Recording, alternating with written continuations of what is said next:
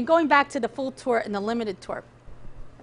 As we get older, as we all know, we get a certain amount of what they call degeneration in our spine, in our hands, in our joints, in our necks. And that's natural. And if you look at the medical literature, they'll tell you there's, how everybody has a certain amount of degeneration. They'll even tell you that people have herniated discs.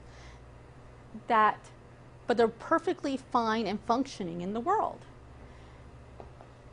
Many times what happens with an accident is that that disc that may have been there gets worse.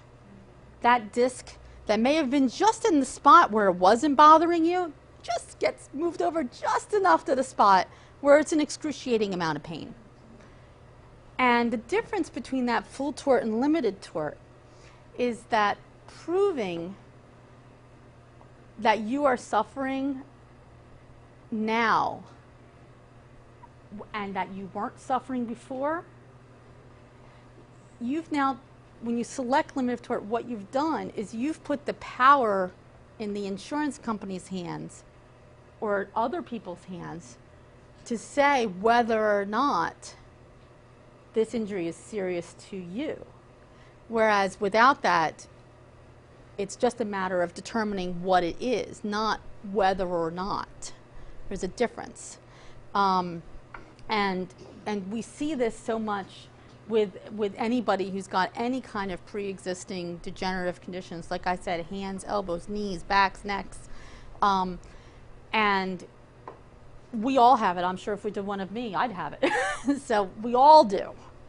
But many times it becomes activated or aggravated from an injury, and that is really the biggest location where the full tort, limited tort comes into play. So, thanks.